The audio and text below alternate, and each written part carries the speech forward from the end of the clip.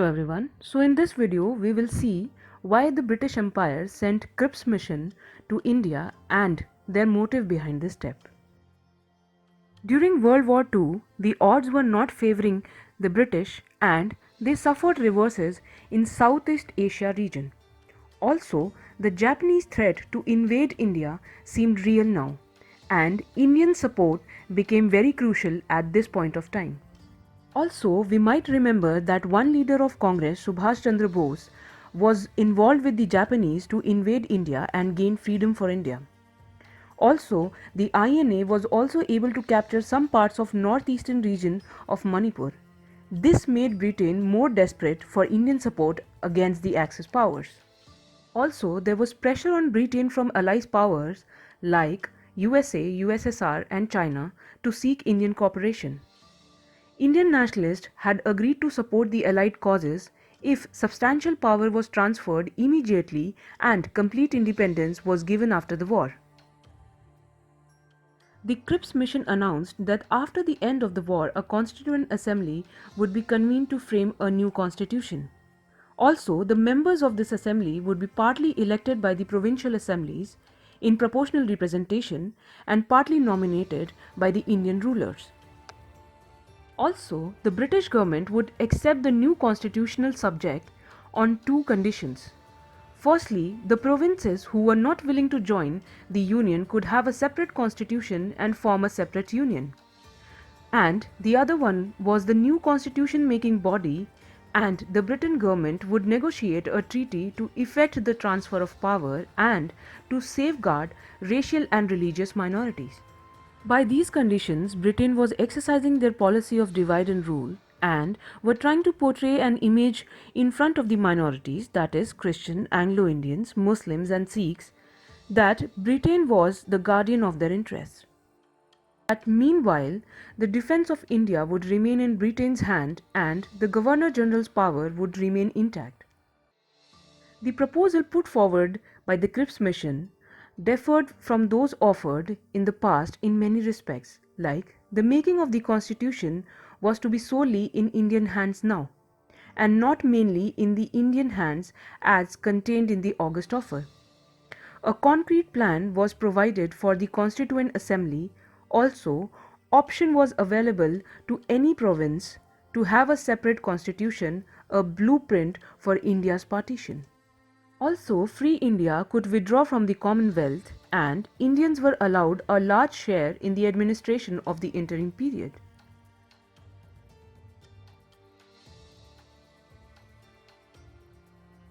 The Cripps mission failed in India as various parties and groups had objected to the proposals on different points. The objections came from the Congress, the Muslim League, the Liberals, the Hindu Sabha, the Sikhs and the others. Within the Congress, Nehru and Maulana Azad were the official negotiators for the Congress. Also, the offer of the Dominion status instead of a provision for complete independence and representation of the princely states by the nominees and not by the elected representatives. Rights to the provinces to secede as this went against the principle of national unity. Also, absence of any plan for the immediate transfer of power and absence of any real share in defense. These were some objections which was put forward by the Congress to reject the Cripps mission. On the other hand, the Muslim League criticized the idea of a single Indian Union, and they did not like the machinery for the creation of a constituent assembly and the procedure to decide on the accession of the provinces to the Union.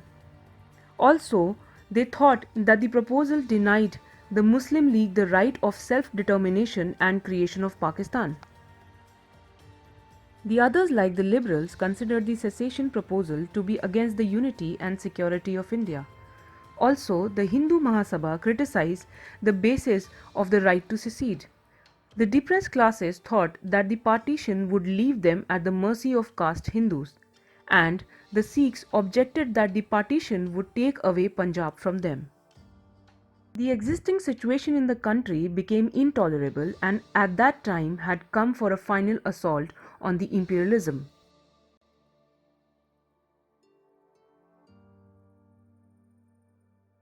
In July 1942, the Congress Working Committee met at Wardha for the Quit India resolution, and all of them decided to authorize Gandhi to take charge for the non-violent movement.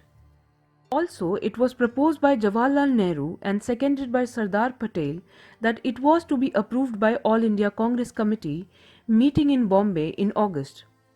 The Quit India resolution was ratified at the Congress meeting at Gwalior Tank, Bombay on August 8, 1942. The meeting also resolved to demand an immediate end to British rule in India and also declare commitment of free India and to defend itself against all types of fascism and imperialism. Form a provincial government of India after British withdrawal and sanction a civil disobedience movement against the British rule. Now, Gandhi was named the leader of the struggle. Gandhi started giving instructions to different sections, like to government servant he instructed not to resign but declare their alliance to the Congress. Also to the soldiers, they do not leave the army but do not fire on compatriots. To students he said, if confident, leave studies. To peasant he messaged, if zamindars are anti-government, pay mutual agreed rent, and if zamindars are pro-government, do not pay rent. To the Indian rulers he instructed to support the masses and accept the sovereignty of their people. Also to the people of the princely stated he instructed to support the ruler only if he is anti-government and declared themselves to be a part of Indian nation. Also during this time Gandhi gave his famous mantra to people to do or die. He stated that we shall either free India or die in the attempt. We shall not live to see the perpetuation of our slavery. The government, however, was in no mood to either negotiate with the Congress or to wait for the movement to formally launch. In the early hours of August 9, 1942, in a single sweep, all the top leaders of the Congress were arrested. Also, the Congress Working Committee, the All India Congress Committee, and the Provincial Congress Committee were declared unlawful associations under the Criminal Law Amendment Act of 1908. Also, the assembly of public meeting were prohibited. But the general public attacked the symbol of authority and hoisted national flags forcibly on public buildings. Bridges were blown up, railway tracks were removed, and telegraph lines were cut. The students responded by going on strike in school and colleges and participating in the processions, writing and disturbing illegal news sheets, which were called patrikas, and acting as courier for underground networks. Also, the workers went on strike in Ahmedabad, Bombay, Jamshedpur, Ahmednagar, and Pune. Many underground activities started taking place, and the nationalist leaders took active participation in these underground activities. The participants of these activities were the Socialist Forward Bloc members, Gandhi Ashramites, Revolutionary Nationalists, and local organizations. Several parallel government and administrations started taking place at this particular time, and first among them was in Balia in August 1942 for a short duration for a week under Chittu Pandey.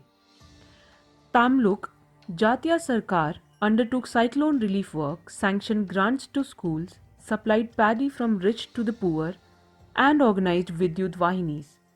In Satara, the Pala government named Prati Sarkar was organized under the leaders Y.B. Chavan and Nana Patil.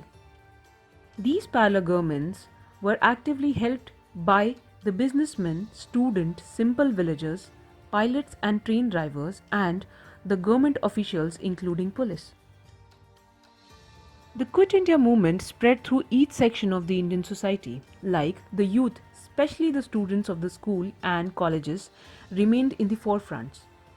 The women, especially school and college girls, actively participated and included Aruna Asaf Ali, Suchitra Kripalani, and Usha Mehta. The workers also participated enthusiastically and went on strike and faced repression. The government officials, especially those who belonged to lower levels in police and administrations, participated, resulting in erosion of the government loyalties. The peasants of all the strata were the heart of the movement, and these peasants concentrated their offensive of symbols of authority, and there was a complete absence of anti zamindar violence. Also, the Muslim helped by giving shelter to the underground activists, and there was no communal clashes during the movement. The Muslim League opposed the movement, fearing that if the British left India at that time, the minorities would be oppressed by the Hindus. Also, the communists did not join the movement in the wake of the Russia, where the communists were in power, being attacked by Nazi Germany. The communists began to support the British war against Germany, and the imperialist war became People's War. The Hindu Mahasabha boycotted the movement. Also, the princely states showed a low-key response. The government repression was severe, although martial law was not applied. Agitating crowds were lathi-charged, tear-gassed and fired upon. The press was muzzled, and military took over many cities. The police and the secret service were supreme, and the rebellious villagers were fined heavily in many villages. The mass flogging was also done. After the arrest of all the main leaders, the crowd was left without leaders, and there was no restraint, and violence became common in the movement. Also, main storm centers of the movement were in Eastern United Province, Bihar, Midnapur, Maharashtra and Karnataka.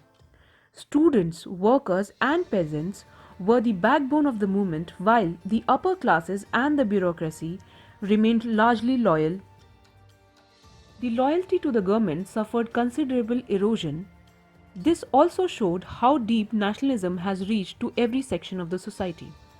The movement established the truth that it was no longer possible to rule India without the wishes of the Indians. Also, the element of spontaneity was higher than before. Also, Congress at many levels, ideologically, politically, and organizationally, prepared. One of the great significance of the movement was that the movement placed the demand for independence on the immediate agenda of the national movement. And after Quit India movement, there could be no retreat. In this struggle, the common people displayed unparalleled heroism and militancy. The repression they faced was the most brutal, and the circumstances under which the resistance were offered were most adverse. Thank you for watching this video. I hope it was helpful for you. For more videos, please subscribe our channel.